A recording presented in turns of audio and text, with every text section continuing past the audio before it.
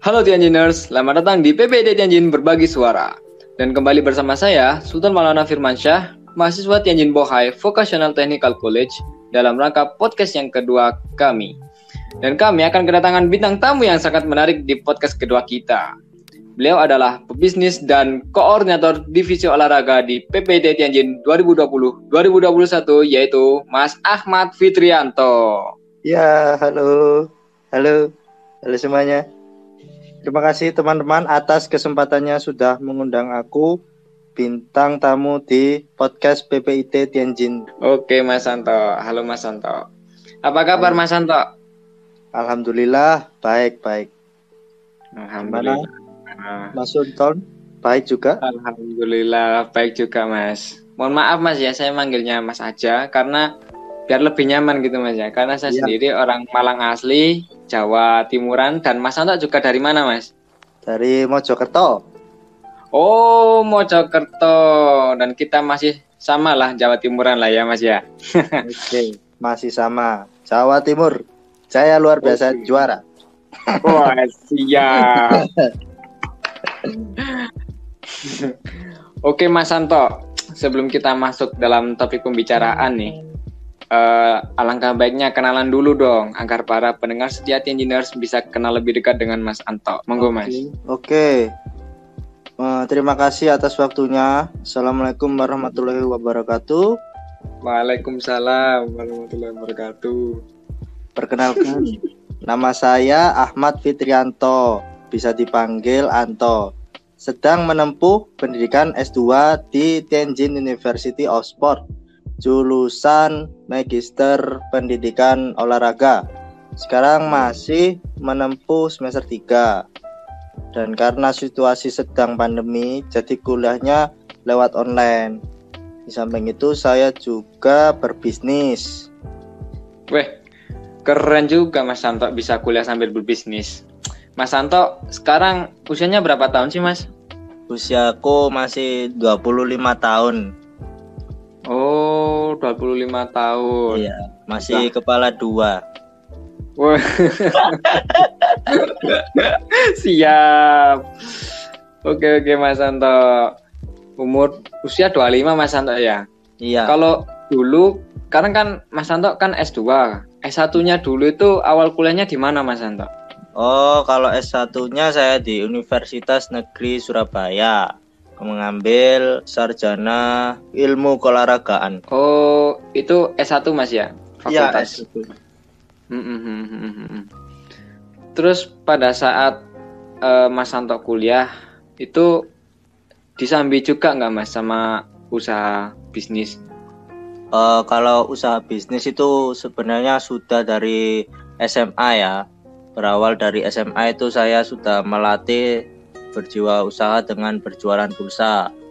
Ya meskipun kadang kedelep ya, kadang untung ya. Alhamdulillah itu di situ ada pengalaman gitu loh. Kita bisa mengerti mana yang ini niat bayar atau mana ini niat ngutang lupa. Nah itu saya sudah hafal itu. Oke, siap.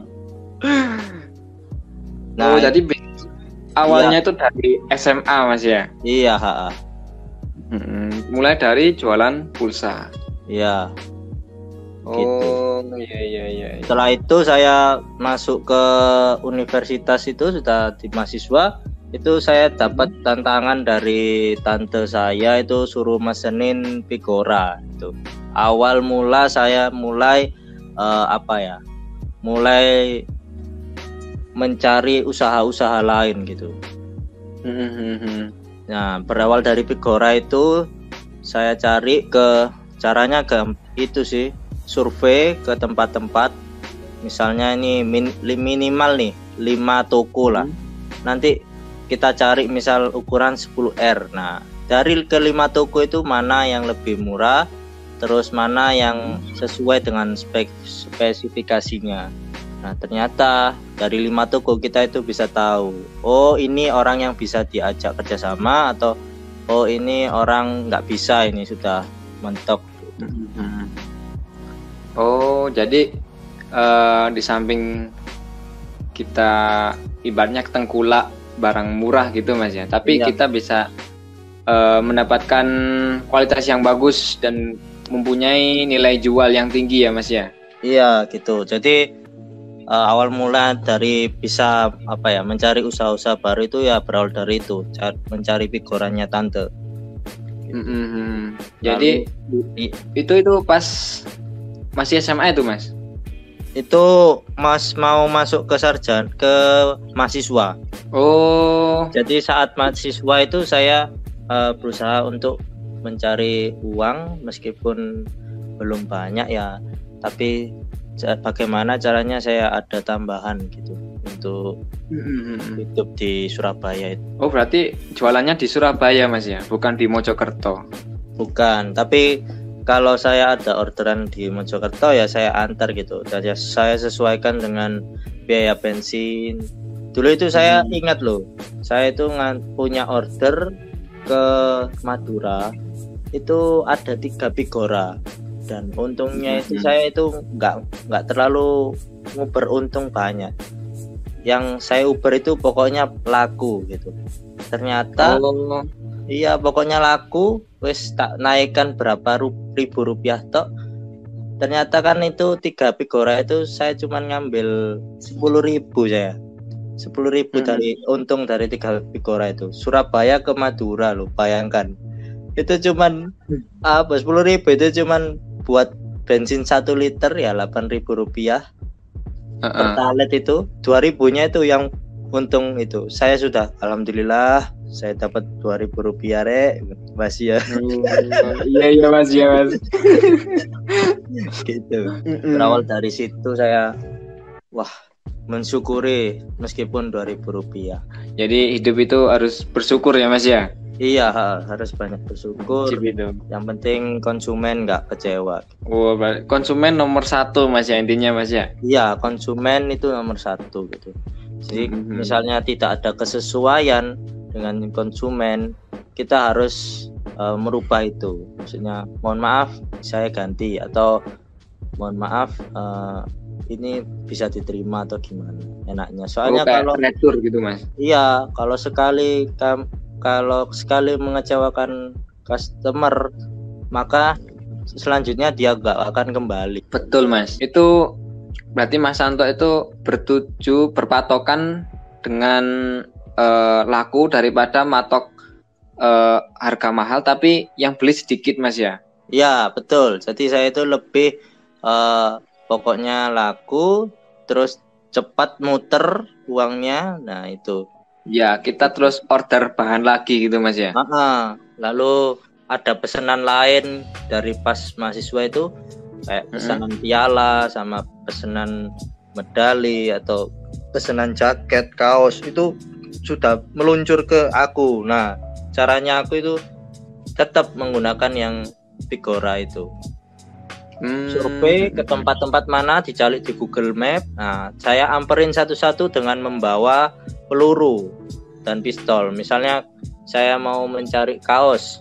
Nah, ternyata saya harus bawa kaos berbagai item. Jadi ini berapa harganya, ini berapa harganya. Jadi kita itu tak catat tiap toko. Jangan lupa, mohon maaf, Mbak, saya tanya dulu ini harganya gitu. Oh, jadi bisnisnya Mas Santo nggak cuma satu Mas ya, tapi juga banyak. Dan kebetulan saya mahasiswa itu karena sudah terjun di dunia usaha, saya nggak lupa juga jurusanku kan olahraga. Jadi saya ikut unit kegiatan mahasiswa yang di bidang olahraga. Juga saya ikut di bisnis saya, yaitu unit koperasi mahasiswa UNESA. Jadi di situ saya olahraganya dapat. Lalu koperasi mahasiswa UNESA saya dapat ilmu tentang berwirausaha. Wes keren Mas Santo. Jadi aktif di organisasi juga Mas Santo ya? Iya. Waktu kuliah. Jadi saya itu mahasiswa itu berangkat jam 5 pagi itu, kalau olahraga itu jam 5 itu sudah posisi di kolam renang ya, kuliahnya itu. Wes. Pulang itu jam 11 malam. Jadi Wah. kos itu cuman buat jam 11 malam sampai jam subuh tok. Berarti lebih lama kegiatan di luar Mas ya daripada Iya, di kos. saya keluar. Jadi saya lebih senang ketemu dengan orang-orang. Terus selain bisnis Pigora, Vandel, Medali, itu apa lagi tuh Mas? Nah, kan itu saya masih jadi kayak reseller gitu kan ya. Belum punya usaha yang punya sendiri. Akhirnya saya itu memutuskan setelah skripsi itu saya membuka roti bakar. Roti bakar Mas? Ya, roti bakar di Surabaya. Itu skripsi saya itu 2017 itu selesai. Nah, setelah skripsi itu saya mikir, saya itu mau kemana gitu dengan ijazah olahraga ini gitu. Dan alhamdulillah saya memberanikan diri 1 minggu coba belajar tutorial dari YouTube tentang roti bakar itu gimana. Jadi tiap 1 minggu itu saya belajar masak sampai gosong atau apa itu. Pokoknya 1 minggu itu sudah merepair juga, cari gerobak bekas, terus cari tempat bahan-bahan roti bakarnya, terus oh iya saya ingat itu awal saya buka itu ada 2 sama teman saya sih. Jadi dia itu lebih fokus ke terang bulan, yang saya fokus di roti bakar gitu. Tapi sama-sama belajar. Soalnya yang teman saya itu dia pernah kerja di terang bulan Hawaii. Oh. Nah, itu saya guide setelah skripsi, saya ajak membuka usaha. Dan alhamdulillah sih diajari 1 minggu itu ngudek pakai terang bulan Hawaii itu ternyata nggak pakai vermipan. Dia itu pakai biasa baking powder ya sama apa itu garam, gula, wis pokoknya nggak pakai vermipan itu. Tapi uniknya di sini pakai tangan. Jadi selama setengah jam itu ngudek itu pakai tangan itu. Pegelen saya. Plak. Pokoknya adonan terang bulan itu harus apa ya? Kayak keluar gelembung-gelembungnya. Nah, itu baru dinyatakan sudah bercampur. Oh. Kalau roti bakar kan cuman beli rotinya tinggal dibakar gitu. Oh, simple Mas ya daripada terang bulan. Terus 1 minggu buka itu ya alhamdulillah sih rame. Terus apa itu? Ya nekat sekali ya. Roti bakar kosong, terang bulan kosong. Jadi aku kadang itu sempat ke customer itu tetap, ini gimana Pak? Masih ini kosong ya? Ditunggu lagi ya Pak. Itu kalau di Nerdas itu customer menunggu itu kan kalau lama bintangnya bisa berkurang itu. Itu kan sampai bintang 1 kayaknya langsung pulang dia. Gak usah Mas. Pernah itu. Mohon maaf. Aduh. 1 minggu nekat. Bagaimana caranya uang bisa muter? Itu Mas ya, setelah skripsi itu Mas Santo udah dapat jasa apa belum itu Mas? Pada saat itu.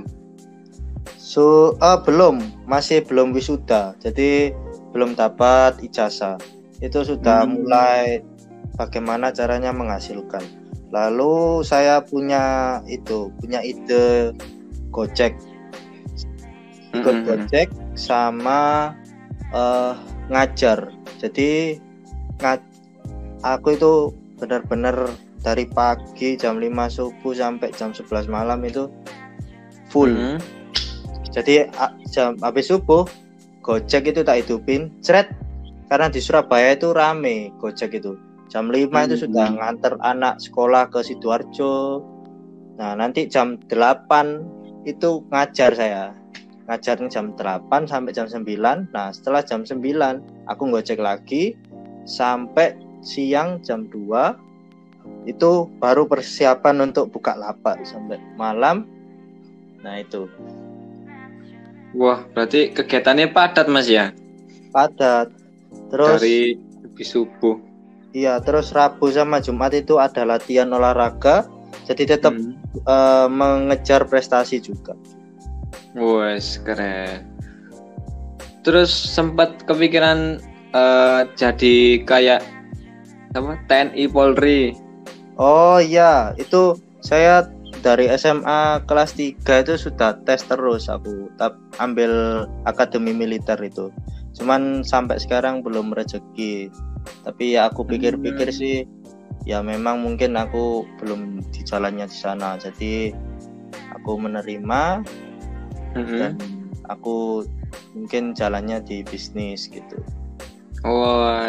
Mungkin Tuhan sudah mengatur jalannya Mas Santo sendiri, Mas ya. Iya, betul sekali. Tapi Mas, di samping sampean jual roti bakar, kan sampean kan seharusnya kan punya titel S1 toh, Mas. Iya. Itu kalau menurut orang-orang itu kan pasti memalukan punya gelar S1 tapi kok jadi dagang roti bakar di pinggir jalan gitu, Mas. Pernah nggak punya pikiran kayak gitu, Mas? Ya pernah sih, cuman aku ngambilnya nggak. Aku kalau dikata-katain orang sih banyak, cuman aku nggak ngambil kayak marah gitu, nggak. Aku lebih, oh iya Pak, saya memang jual roti bakar gitu. Dan itu aku menghormati gitu loh, dengan senyum gitu, tetap menyapa gitu. Dan memang mindsetnya memang kalau di Indonesia itu rata-rata memang seperti itu gitu loh. Masih pokoknya kalau jadi pegawai itu ya memang dapat pujian gitu. Cuman kalau usaha memang butuh pembuktian gitu. Jadi dari situ saya ya tetap nggak akan berhenti berusaha. Intinya saya itu nggak mau zona nyaman tapi tetap bergerak gitu. Gitu. Dan saya itu di balik saya ngajar, di balik saya usaha itu saya nggak lupa ijazah saya gitu. Ijazah saya kan olahraga. Nah saya terus mencari menjadi guru olahraga atau menjadi pelatih basket itu sudah saya rasakan di Surabaya itu. Saya kan sudah jadi gojek, terus jadi roti bakar malamnya. Itu saya itu di sela-sela itu di pagi dan siang dan malam itu saya jadi guru sama jadi pelatih basket gitu. Jadi total kalau di sana itu saya tiap hari itu ganti sekolahan untuk ngajar itu 7 sekolahan. 7 sekolah Mas ya? Iya. Banyak. Dan alhamdulillah itu saya itu ngajar itu nggak terikat gitu loh. Jadi habis ngajar itu langsung pulang. Ngajar langsung pulang gitu. Tapi kan Mas Santo ya udah dapat lisensi untuk ngajar Mas ya? Oh, kalau ngajar itu kan background memang UNESA gitu loh. UNESA itu dulu itu IKIP gitu loh. Ilmu keguruan. Nah, jadi UNESA itu memang backgroundnya guru gitu loh. Nggih. Maaf ya Mas, saya nggak tahu soalnya. Jadi kan soalnya kan biasanya orang-orang kalau ngajar itu kayak teman-teman saya itu ngajar sepak bola itu kadang punya lisensi gitu. Kalau aku ada. Mas Santo ada Mas ya? Ada, saya pelatih dan wasit basket itu punya saya. Keren. Jadi kalau saya sih lebih suka sekolahan yang seperti Laskar Pelangi. Jadi membangun dari bawah hingga menjadi juara itu. Yang jadinya dia tidak bisa menjadi bisa itu. Keren. Terus jadi Mas Santo itu income-nya itu juga banyak Mas ya? Mulai dari gojek, mulai dari ngajar, mulai dari roti bakar. Saya itu di Surabaya itu kalau sebelum ambil S2 itu saya di Surabaya, penghasilan saya itu bisa lah buat neraktir anak-anak ke kopi, warung kopi itu bisa saya. Jadi tujuan saya itu cari uang, tapi nggak saya pendam sendiri. Saya misalnya diajak teman keluar ya oke, kita saling komunikasi, silaturahmi, sharing gitu. Karena teman itu juga rezeki gitu. Oh iya Mas, betul juga. Kayak gitu loh, sekarang kamu punya teman di Malang, saat kamu ke Malang gak bingung. Aku nginep nang omamu, bisa. Jadi bangun relasi Mas ya. Iya, bangun relasi. Terus kalau misalkan awal-awal Mas sama kan bikin bisnis tentang bisnis roti bakar. Itu modalnya itu dapat dari mana itu Mas? Modal itu saya itu nyari dari yang reseller itu. Jadi menabung Mas ya? Iya, nabung. Jadi pas itu juga sempat itu dibilang sama diremehkan sama orang tua juga. Kamu itu belum berpenghasilan gitu. Setelah skripsi itu kamu belum berpenghasilan. Iya. Gitu, aku sempat itu membuat telingaku itu aku harus bisa berpenghasilan ini gitu. Jadi saya benar-benar kerja keras bagaimana memecahkan ini mindset ini gitu. Dan memang kalau orang tua sih memang semua PNS semua ya, dan ingin anaknya, pasti kan semua orang tua itu pengen anaknya itu di titik yang aman. Misalnya anakku jadi dokter, anakku jadi PNS, nah itu semua orang tua pasti seperti itu. Dan ternyata aku belum bisa untuk jadi PNS itu. Akhirnya ya mau tidak mau, masa aku nunggu PNS yang tiap tahun belum pasti ada pendaftaran dan yang daftar juga banyak. Jadi ya untuk sambil menunggu itu saya mengisi waktu dengan berwirausaha itu gitu. Jadi tetap bergerak, tidak menunggu PNS gitu. Dan di lain waktu di waktu yang berjalan itu saya jualan itu dapat kayak iki lho, keluargamu itu kabeh iku PNS kabeh. Sampai diparani. Wah, gila. Anto ini mentalnya ini mental usaha gitu. Enggak malu berada di pinggir jalan nyurung gerobak atau apa.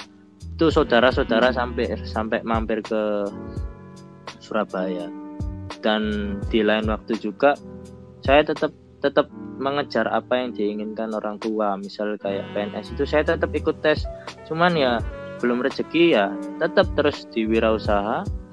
Dan di satu hari itu ada bapak saya mampir ke gerobak, dan bapak saya itu sedih, kayak terharu gitu loh. Wah, aku itu ternyata seperti ini gitu. Akhirnya terbukalah pemikiran tidak harus jadi PNS itu gitu.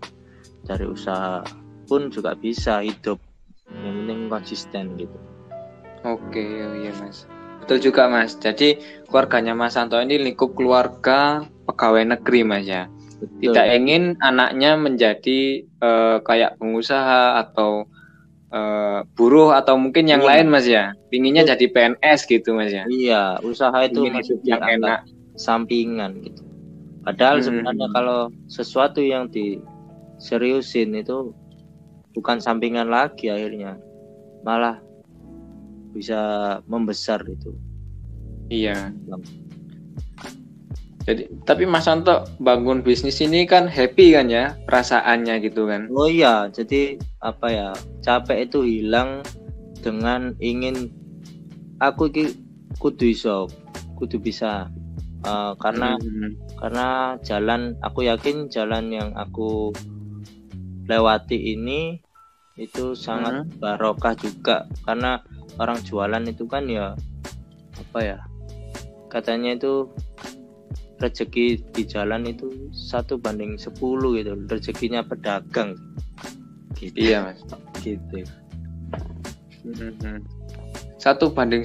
itu gimana mas maksudnya mas? Ya satu itu misalnya orang yang pegawai 10 itu rezekinya pedagang gitu. Oh iya. Dari situ aku belajar, untung rugi itu pasti, cuman bagaimana caranya berkembang meminimalisir kerugian itu gimana. Misal dulu itu pernah itu saya nguber untung itu pernah dengan menurunkan kualitas dan akhirnya ya hilang semua pelanggannya. Nah, itu kita belajar. Oh, mesisnya kurang bagus. Oh, menteganya kurang bagus. Nah, itu harus dirubah. Harus dirubah. Nah, kita sulap jadi roti bakar produk yang disukai orang-orang. Wes, disulap. Disulap. Alhamdulillah itu sudah di Surabaya itu sudah rame. Dan sekarang membuka di Mojokerto, membuka babat alas ya. Alhamdulillah, babat alas itu butuh perjuangan memang. Kadang langsung rame, kadang sepi dulu ya, dinikmati. Iya mas. Oh betul. Setiap pekerjaan harus dinikmati mas ya. Dinikmati, dilakoni, disyukuri. Setelah berbisnis roti bakar, itu Mas Santo kok punya pikiran melanjutkan kuliah S2 itu gimana Mas? Itu sebenarnya telat sekali itu. 2 tahun setelah lulus ya. Itu saya 2 tahun setelah lulus itu masih dagang, masih ngajar. Itu kepikiran S2 itu karena menurut saya kayaknya bisa ini S2 gitu. Nah itu kebetulan saya itu di tahun 2019 itu milih 2 ya, UNESA sama Tianjin. Nah UNESA ini bayar sendiri. Sedangkan kalau Tianjin kita dapat beasiswa, cuman kan jauh, memang merantau gitu. Dan iya. Plusnya itu ada Mandarinnya gitu loh. Nah saya tertarik untuk melawan zona nyaman itu gitu. Jadi bagaimana caranya usaha itu tetap jalan sama aku tetap S2 gitu. Akhirnya ya aku coba daftar semuanya UNESA sama Tianjin itu, wes bismillah endi sing engko nek ketrima karo-karone tak pikirno. Akhirnya keterima dua-duanya. Terus aku mikir kalau S2 di UNESA itu bayar mandiri sendiri. Kalau di Tianjin just dapat biaya dari sana. Iya, tapi memang lebih lama gitu. Tapi ya namanya apa ya? Usaha untuk belajar itu nggak boleh apa ya? Nggak boleh berhenti, harus terus. Akhirnya ya aku milih ke Tianjin gitu. Oh gitu. Iya. Terus waktu ke Tianjin itu kan bulan Agustus Mas ya 2019. Iya. Nah itu yang ngelola bisnisnya tuh siapa Mas? Ya itu apa ya? Nggak tahu, kayaknya sudah diatur sama yang di atas itu. Adik saya itu saya beritahu bagaimana meneruskan usaha saya, terus orang-orang di sekitarku itu bantu aku biar tetap usaha jalan. Tapi Mas Santo waktu kuliah di Tianjin itu bisnis tetap jalan Mas ya? Karena ya wes ada yang bantu ya. Dari adik sama teman-temanku itu kayak aku itu dipermudah gitu loh. Sama yang di atas itu udah lo wes ning Cina, engko usahamu itu sono sing nyekel. Akhirnya ya tak urut sebelum 2 hari sebelum aku ke Cina itu adikku sudah tak briefing. Tak briefing terus sama teman-temanku yang mau bantu aku. Ya alhamdulillah jalan selama 6 bulan di Cina itu ya tetap dapat uang transferan gitu tetap. Gitu. Oh, berarti ada bagi hasil Mas ya? Ya masih tetap ada apa bagi ya? hasil. Karena aku nyadar aku nggak terlalu terjun di lapangan ya dapat persenan meskipun sedikit tapi nggak apa-apa tetap ditransfer gitu. Oh, ilmunya kan tetap Mas. Ilmunya kan Ya, tetap dari aku gitu. 4 bulan dikelola sama 6 saudaranya bulan Mas itu. Santo ya Mas ya, sama teman-teman. Terus teman-teman corona Mas Santo itu aku balik ke Indonesia ya tambah tak maksimalkan gitu. Itu nggak sempet tutup ta Mas waktu Mas Santo pulang ke Indonesia itu kan ada corona kan datang Mas pada bulan April. Itu masih tetap jalan atau masih jalan aku itu, masih mengupayakan pakai masker ya masker, pakai protokol kesehatan ya tak tukok nobak ngono. Tapi nggak pernah kena teguran dari pihak yang berwenang tuh. Ikuti pesan dari Bu Risma itu pakai masker, terus sediain air untuk cuci gitu. Terus nggak boleh terlalu malam-malam sampai jam 11 nggak boleh. Jam 10 malam wis batas jualan. Oh, gitu ada jam malam masih Bang. Terus di samping jualan lagi waktu di Surabaya itu Mas Santo ada kuliah online juga nggak? Kuliah online. Terus untuk manajemen waktunya itu gimana Mas? Antara belajar sama berdagang? Saya campur sih Mas. Jadi misalnya pagi-pagi subuh itu udah mandi biar segar, biar melek. Nah, itu aku kalau setelah ibadah itu langsung tak sempetin belajar. Terus nganut apa ya, menyelesaikan tugas itu gitu. Jadi setiap meskipun 1 detik, 1 menit, 5 menit aku tetap buka itu kuliah apa ya, bahas buku kuliah itu. Jadi usaha jalan, belajar tetap jalan. Oh gitu.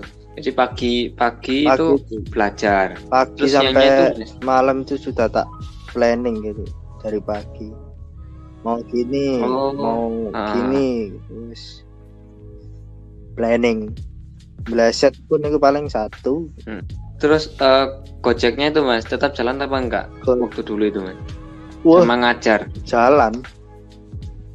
Lumayan Gojek itu.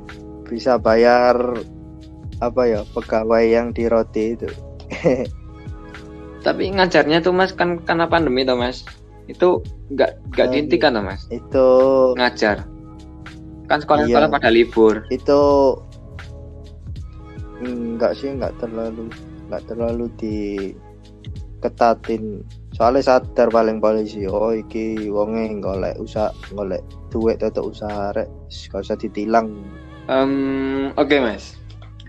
Kan Mas Santo kan pagi belajar, terus sore sampai malam jualan Mas ya. Nah, di sini aku lihat di Instagramnya Mas Santo di @Andito ya Mas ya, betul Mas ya. Andito. Ini podcast sekaligus endorse nih Mas. Terima kasih sponsor Andito. Nah di situ saya lihat-lihat itu bisnisnya juga nambah gitu Mas. Jadi ada kayak persewaan alat cam, terus HP, terus apa lagi itu? Ada pentol juga. Itu usaha baru. Iya. Usahanya Mas Santo itu usaha baru. Dan alhamdulillah sih terus nambah. Jadi nggak ada kendala. Nambah terus berkembang gitu loh Mas. Usaha cam itu sesuai hobi. Terus sepatu gunung itu ya sesuai hobi juga. Jadi tetap jalan. Oh iya, sepatu pentol itu. Iya Mas. Berarti ada Iya. berarti ada itu Mas, apa persewaan alat camp, terus Iya. sepatu gunung, sandal, HP juga. Itu kalau HP itu Mas, kalau beli second gitu Mas. Baru ya sedikit sih baru nih. Nek second nih oke, tapi aman full set soalnya. Oke. Keren. Berarti tetap ada income. Tetap ada Iya income. Mas ya. Income-nya lumayan banyak loh Mas. Ada sepatu, terus persewaan alat camp juga. Itu tiap hari ada income, tiap hari ada income. Terus relasi tambah besar. Ada yang mau jadi reseller ya, reseller tak bantu gitu. Oh iya Mas, tapi Mas Alok sendiri kan udah ada toko online Mas, pastinya. Jadi menjualkannya itu nggak cuman offline aja, tapi juga online juga Mas. Online itu sekarang sudah menjadi tren. Jadi kalau kita nggak ikut online ya kita akan tertinggal. Jadi oh iya Mas, betul. Pas aku masukkan ke Shopee itu bersyukur banget, barang bisa sampai Sabang sampai Merauke itu. Jadi jangkauannya sudah Indonesia gitu. Terus untuk media penjualan itu Mas, pakai apa aja Mas? Marketplace, terus Instagram, Facebook Marketplace Facebook Marketplace, Instagram, terus Twitter, OLX, WhatsApp, lalu ya itu sih, itu aja. Tapi konsisten tiap hari dipromosikan. Konsisten Mas ya. Udah dapat kalau penghasilan. Tergantung kita kan, kalau usaha wirausaha itu. Kalau kamu mau gerak ya uangnya ya gerak gitu. Tapi kalau kamu nggak gerak, nggak promosi ya nggak ada yang datang gitu. Wah keren nih. Penghasilannya banyak. Selain kuliah juga berbisnis Mas ya. Terus usaha susu kedelai itu juga punyanya Mas Anto Mas ya? Itu punyanya calon. Oh calon. Jadi calon saya itu tak kasih ilmu berwirausaha gitu. Dan alhamdulillah dia itu melaksanakan apa yang aku kasih gitu. Sambil membantu mempromosikan usahaku gitu. Jadi dia punya usaha itu tak suruh ini loh, usaha ini kayaknya cocok bisa membantu perekonomiannya keluargamu tak. Karena ini itu usaha yang enggak terlalu memakan banyak nominal. Seperti HP kan harus modal besar. Kalau sari telur sama susu kurma itu 100.000 ya bisa jadi berapa botol dan bisa dimanakkan lagi, ditambah lagi stoknya. Alhamdulillah sih tiap hari sekarang dia ada pemasukan gitu loh. Dan insya Allah kalau 1 tahun ke depan ya banyak yang nyari gitu loh. Karena itu minuman. Iya. Sekarang kan ngetren Mas, susu kedelai dikasih botol, kasih stiker yang bentuknya Instagramable gitu loh Mas. Wah keren Mas Anta ini. Sebelumnya beliau nggak pernah usaha gitu Mas, bikin usaha itu. Punya keyakinan aku nggak bisa Mas, aku nggak bisa usaha gitu. Tapi aku di situ selalu melawan dia. Kamu pasti bisa. Akhirnya terus tak lawan dia, kamu pasti bisa gitu. Akhirnya dia punya pemikiran, ya apa Mas nek ini gitu. Pertama sih dia ngambil ke orang sari telinya. Akhirnya dengan berjalannya waktu dia itu berusaha untuk menyamakan rasa dari sari teli itu yang bagus seperti ini dengan dia buat. Terus tak kasih semangat, bisa, kamu pasti bisa nanti rasanya seperti ini gitu. Coba lagi. Iya, alhamdulillah bisa produksi sendiri sekarang. Ini patut dicontoh ya untuk para pendengar setia Engineers. Jadi di samping kita punya semangat belajar, motivasi, kita juga harus memotivasi lingkungan kita, terutama teman-teman kita atau yang mungkin spesial, pacar kita, orang-orang yang spesial bagi kita itu kita ajari sampai bisa kan gitu. Kita kan dalam hidup ini kan pasti tujuannya juga ya memiliki partner atau teman hidup kan ya. Kita harus bisa teamwork gitu. Iya Mas, betul. Saya belum pernah loh kayak mendengar seseorang bisnis itu cuman yang laki doang, tapi yang perempuannya ini cuma ya paling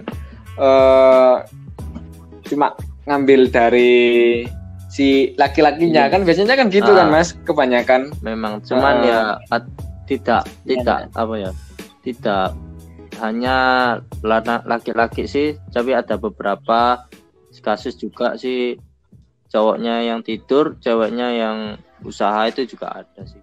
Iya betul Mas. Ya gitu sih, kalau anak-anak muda kan kadang kalau misalkan kita ke kafe gitu Mas ya, kan pasti kan yang bayarin itu kan yang pasti yang laki, nggak mungkin perempuan gitu. Jarang, atau mungkin bayar sendiri itu udah jarang loh Mas kayak gitu. Tapi ini sama-sama usaha gitu loh Mas. Membangun. Sama dia itu masak loh, saya jualan roti bakar itu, dia itu bantu saya nyuci sambil nyurung gerobak loh. Ya Allah, gila. Ya ampun, sesweet itu Mas Santo. Aduh. Kan kadang itu ada cewek juga yang nggak mau nyurung gerobak itu kan ada gitu. Tapi dia itu gengsi lah Mas, intinya ya gengsi gitu. Aku bantuin sorong gerobak gitu. Wah, gila. Aku terbang rasanya.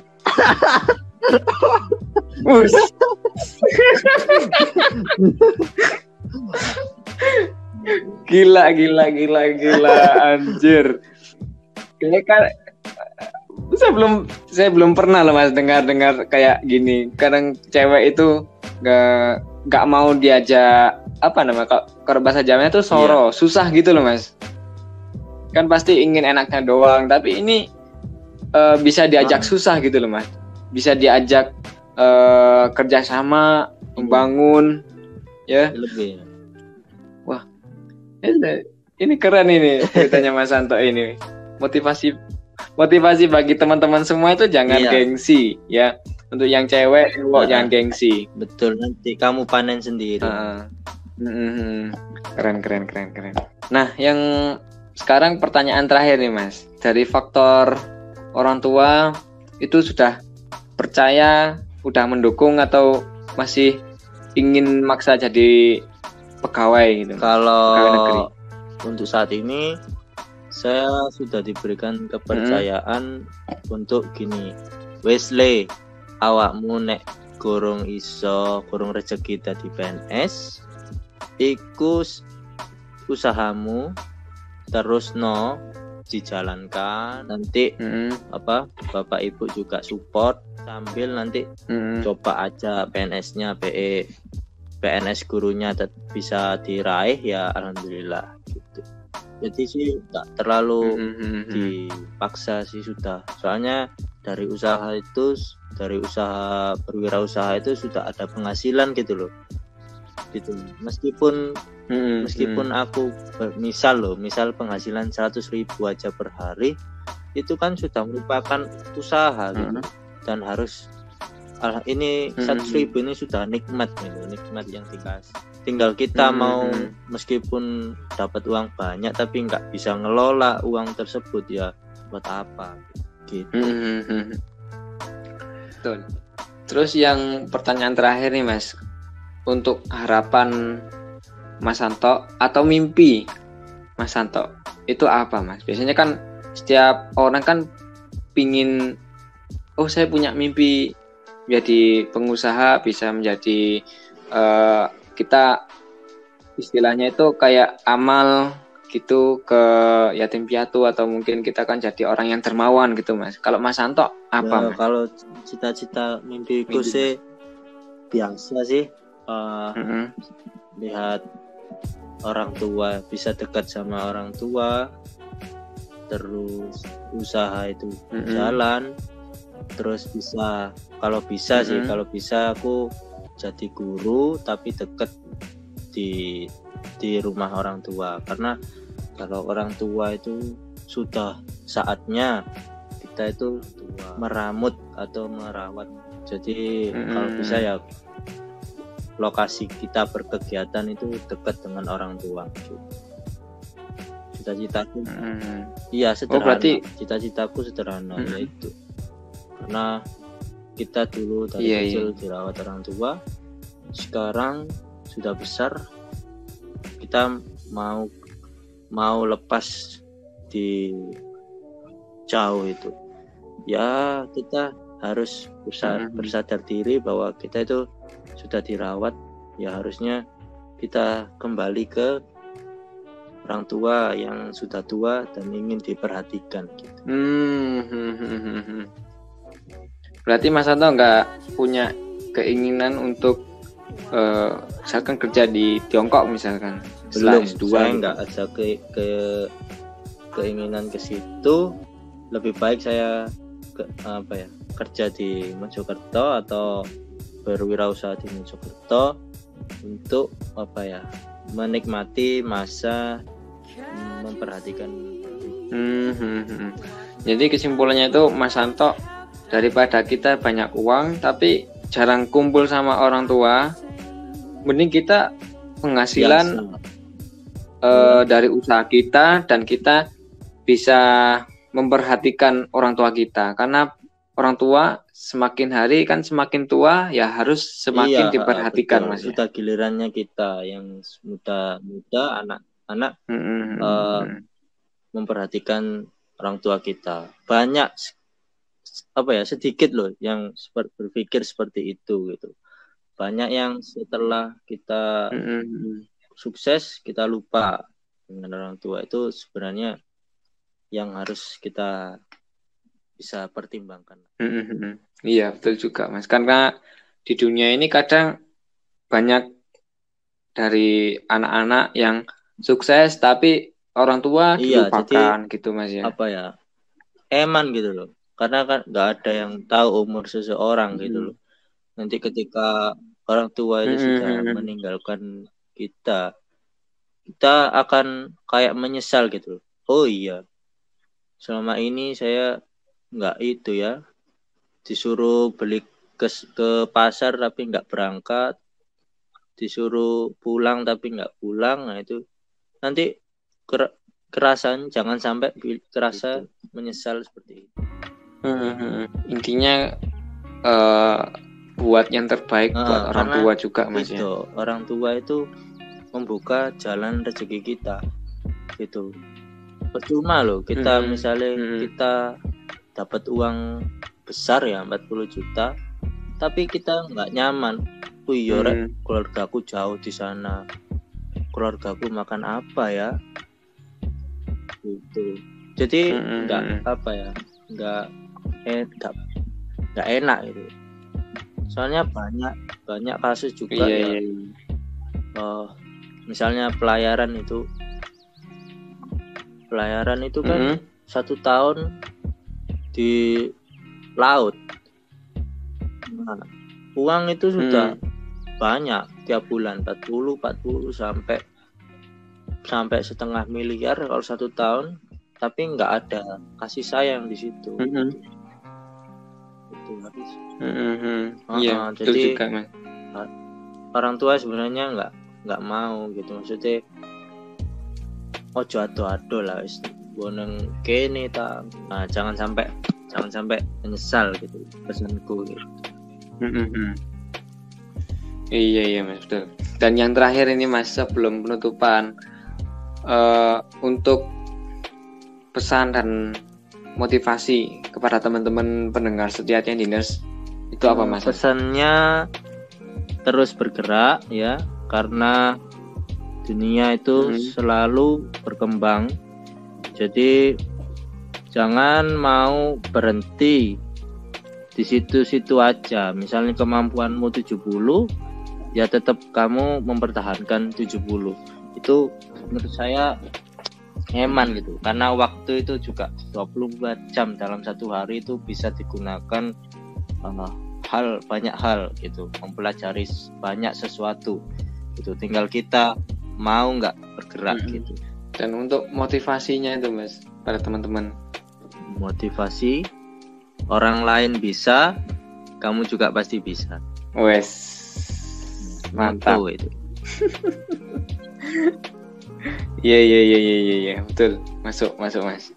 Orang lain bisa, kita pun juga harus bisa.